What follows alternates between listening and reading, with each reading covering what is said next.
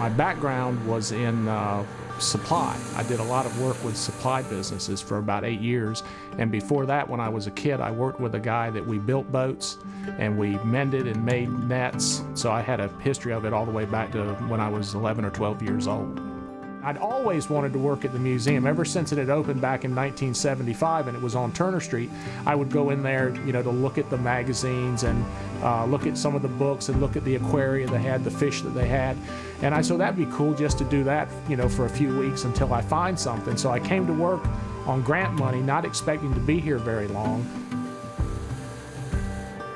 We try to preserve the wooden boat building heritage of North Carolina. We do stabilizations, restorations, and new constructions of boats that were used on our waters. Plus, we offer classes. A lot of those are weekend classes, 2-day classes. And when a boat gets donated, if it's going to go into our historic collection, we'll bring it in and we'll build a cradle for it to help it hold its shape. That's the stabilization part.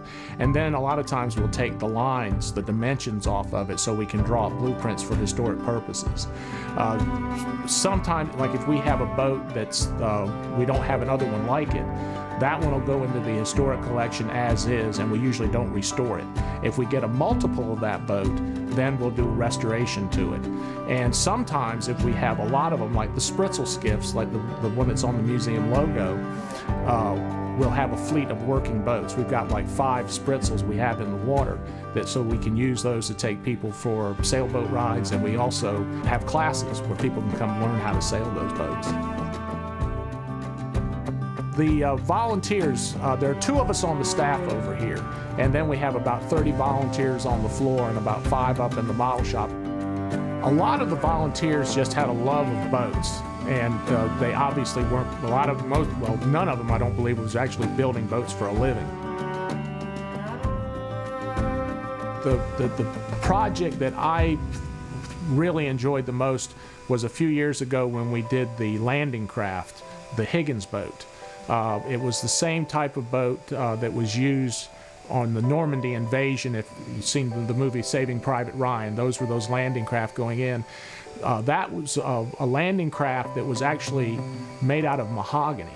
There were over 23,000 LCVPs or Higgins boats that were built during the war, but only about 2,000 of them were mahogany, and this was one of them. And the whole time that project was going on, we had World War II veterans that had either crewed on those boats or gone ashore on those boats. They were coming in here almost every day. And that was really, I tear up when I think about it. But almost every time that there was anybody from any kind of media, whether it was radio, print, TV, almost every single time there was always somebody in here that just happened to be a World War II veteran. So that was my favorite project.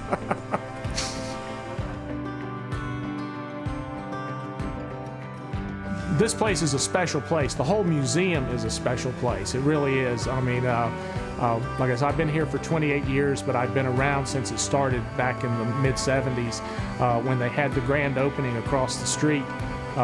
I was there for that. What we do here is trying to preserve that wooden boat building heritage, the history of the area, and it's just something that's really important, and people are really hungry for stuff like that. It's amazing when people come in, and it's really neat when kids come in and they're interested in what was going on in the past. And it's just a really special place. And I hope that it always will be a really special place.